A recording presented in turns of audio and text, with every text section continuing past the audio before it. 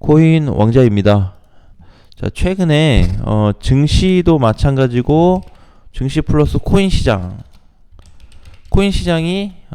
최근에 하락을 좀 하고 있죠. 근데 많이 밀리는 건 아니고 그냥 촘촘히 약간 밀리는 이런 모습인데, 자, 시장들이 갑자기 왜 빠질까 이렇게 좀 보니까 최근에 중국 리스크 관련해 가지고 하락을 좀 주도했다 이렇게 보면 돼요. 그럼 중국 리스크 부분에 있어서는 코로나, 봉쇄, 이게 다시 한번 만약에 중국에서 조금 언급을 한다고 한다면 전반적인 시장이 좀 둔화가 될 텐데, 주식 시장은 최근에 많이 올랐거든요. 그래서 어느 정도 요 가능성으로 봤을 때 밀려도 큰 데미지는 없어 보인다.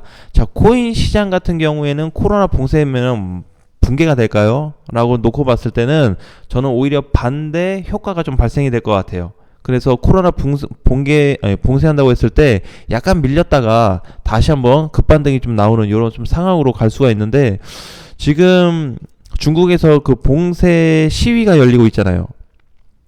봉쇄를 반대하는 시위가 열리고 있는데, 시위하면서 잡혀가고 있어요, 국민들이. 자, 근데도 계속 시위하고 있습니다. 보통은 시위하다가 경찰들이 나타나거나 이러면 중단을 했는데, 지금은 극한에 다다를 정도로 위험 회피 심리가 강해지고 있습니다. 위험 회피 심리가. 그래서 저거를 이제 못 견디고 사람들이 나와서 이제 좀 시위를 하다가 요런 좀 사태가 발생이 됐는데, 집을 한번 들어가면은 나오질 못한대요. 입구에 다 경비병들이 있어서. 자, 그래서 내용상으로 봤을 때는 지금 코로나 내용, 중국에 대한 이런 리스크 좀 상황으로 인해서 코인 시장도 영향을 받고 있다, 이렇게 보시면 될 것 같습니다. 그런데 제가 개인적으로 봤을 때는 아무리 중국이 다시 봉쇄를 하고 리스크 관련해서 저렇게 이제 이슈가 좀 된다 그래도 코인 시장에서 부각될 수 있는 가능성이 높지는 않다라고 보여져요. 그래서 어쨌든 봉쇄가 된다 그러고 그 다음에 금리 발표가 된다 그래서 다시 한번 코인 시장이 붕괴될 가능성보다는 급반등된 가능성이 훨씬 더 높은 상태다라고 좀 보여집니다. 그래서 아직도 전반적인 모든 시장 쪽에서는 흐름이 이렇게 좀 이어져 가고 있어요. 그래서 유지는 되고 있다. 아직도 시장이 어제 보게 되면 1.3% 빠졌고 오늘도 지금 뭐 0.5% 하락되고 있어요. 근데 요런 하락은 단순 하락으로 보시면 돼요. 우리가 이제 위험하게 생각해야 될 거는 이런 하락이죠. 이런 하락. 그죠? 이렇게 크게 빠지는 하락인데, 잠깐 빠졌다 또 반등 주고 약간 빠질 때, 약간 빠질 때 고민할 필요는 없다, 현재 시장에서는. 그래서 전체적인 해외 거래소나 선물 시장도 마찬가지로 아직까지 뚜렷하게 하방으로 우리 갈 거야라는 강세 포인트가 없어요. 그게 뚜렷하게 나와야 되는데 내려가면서 뚜렷해지는 거는 아니에요. 항상 시장이라는 거는 선 반영이 있고 후 반영이라는 게 있습니다. 시장이 특히 차트에서는 우리가 이제 요거는 이제 좀 다 얘기하기는 좀 그렇지만, 자, 선행, 선반영, 후반영이라는 게 있어요. 근데 이거를 사실상 체감하기는 어렵습니다. 그래서 지금 코인 시장이 요런 흐름인데 선반영이 되는 부분은 뭐냐면 차트죠. 차트 흐름은 선반영이 돼서 먼저 튀어나오고 후반영이 되는 거는 가격이에요. 그럼 우리는 지금 뭘 관심 있게 많이 봐요? 가격을 많이 봐요. 그죠?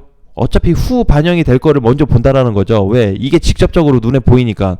선반영에 대해서 차트 흐름이 내려가고 있음에도 불구하고 좋아지는 흐름으로 계속해서 사인이 나오고 있음에도 불구하고 우리는 후반영에 더 신경을 많이 쓰고 있다, 이렇게 보시면 될 것 같아요. 그래서 지금 전체적인 시장은 아직도 그동안의 국내 거래소 같은 경우에는 상장 이후에 상당히 저평가된 부분이 있고, 그 다음에 선물 시장하고 해외 거래소 같은 경우에도 비트코인 국내에 반응하고 굉장히 유사한 포지션을 띄고 있어요. 그러니까 심리도로 가서 우리가 얘기한다 그러면은 최고의 공포 단계로 얘기할 수 있는데, 차트에서 본다 그러면은 지금 선반영으로 차트 흐름은 정상적이다, 이렇게 보여져요. 자, 그래서 모든 시장들이 움직일 때 뭘 나타내냐면, 자, 우리 비트코인은 이제 가서 과거에도 마찬가지죠. 과거 2018년도 고점 찍었을 때도 여기서 처음으로 고점 찍은 날 있죠. 처음. 그러니까 이때 이제 보게 되면은 사인 자체가 어떻게 나오냐면은 이때 벌써 비트코인은 우리 고점이야, 우리 이제 하락할 거야 라는 걸 얘기합니다. 이 자리에서. 근데 막상 조금 더 횡보도 나오고 그리고 나서 붕괴가 돼버려요. 반대로 뒤집어서 얘기한다면은 지금 시장 흐름이 반등을 줄 거야. 근데 어떻게 돼요? 횡보가 나오고 밑으로 좀 더 밀리는 상황이에요.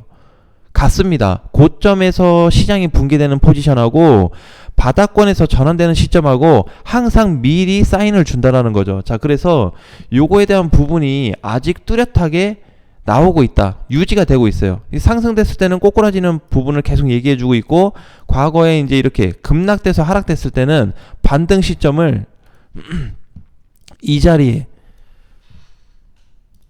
있죠. 이 자리부터 반응을 주기 시작했습니다. 2018년도 연말에 가가지고 아니 계속 빠지는데 무슨 반등의 반응이야, 이렇게 많이 봤단 말이에요. 근데 이 시점 이후에 전반적인 흐름을 보면 어떻게 되죠? 가격이 상승했다. 요걸 좀 볼 수 있을 것 같아요.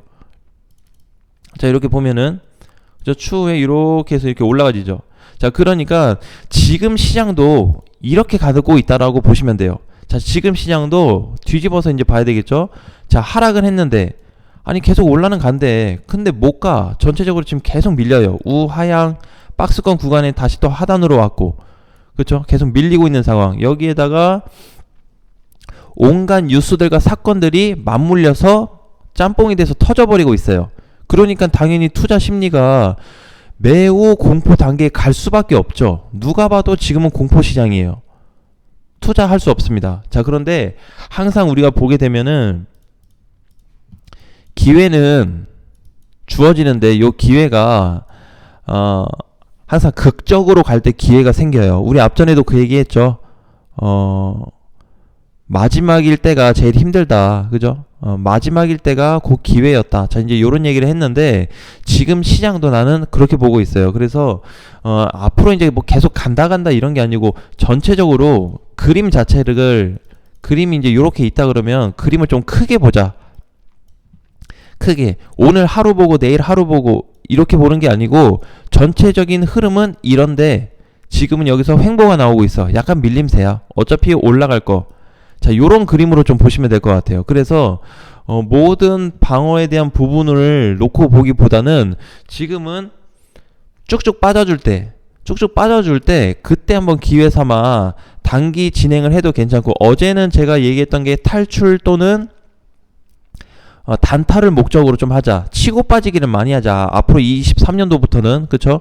그런 얘기를 많이 했는데, 전체는 시장이 한 번은 크게 올 수 있다고 그랬어요. 그래서 그 크게 올 때 준비를 해서 지금 시장을 대비하자. 그러니까 지금이 저평가 플러스 저평가가 됐다는 거를 다시 한번 우리가 좀 기억을 해야 되지 않을까 싶어요. 그래서 지금 이제 제일 중요한 거는 우리가 일반적으로 현물 시장보다는 현물 시장 있죠.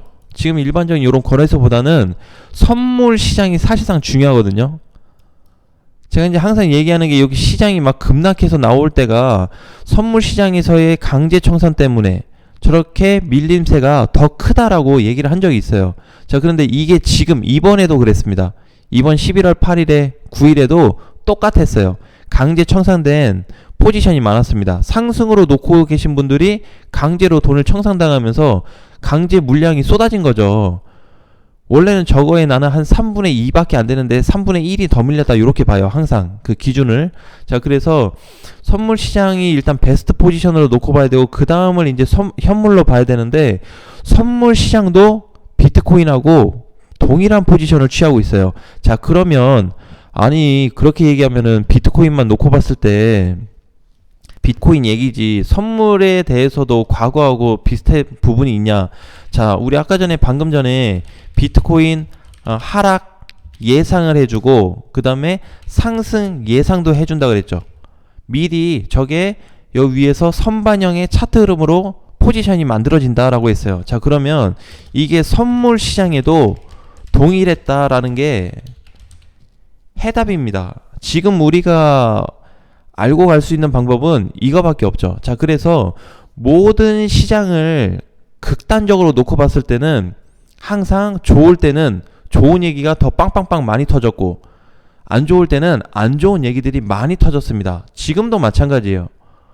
지금도 누구는 뭐 죽는다 산다 뭐 이제 요런 얘기 하는데 가장 지금 뚜렷하게 우리한테 제시를 해주고 얘기해주고 있는 부분이 선물 시장에서 반등 시점이 비트코인보다는 더 강하게 나타나고 있어요. 그 다음이 비트코인 시장이에요. 현물 시장이. 그래서 현물 시장에도 놓고 보니까 현물 시장에서조차도 강세를 띠고 있다. 자, 근데 현실감은 아닌 것 같아. 왜? 뭔가 반응이 없어. 뭔가 가질 않아. 이러니까 계속 극단적으로 하락으로 보는 경향이 있다. 그래서 정말 우리가 투명성 있게 시장을 바라볼 수 있다면은 전체 시장을 따져야 된다. 한 개 시장만 가지고 따질 수 없다. 전체 모든 거래소, 모든 선물 시장, 그 다음에 이번에 수급으로 쏠린 거, 그 다음에 매수 포지션을 다 따져서 어느 쪽으로 가야 되는지가 중요하다는 거죠. 자, 그 다음에 두 번째는 이번에 우리 알트코인 시장이 있었죠. 자, 알트코인 시장을 다시 얘기해야 될 것 같은데, 자, 이렇게 기준선이 있었어요. 이번에 돌파해가지고 이 쭉 빠졌다가 2년 만에 돌파해서 4년 전 포지션에 흐름이 만들어졌다 얘기했습니다. 여기서 이제 안착을 시킨 이후에 이번에 약간 움직임이 나오고 나서 다시 붕괴가 됐어요.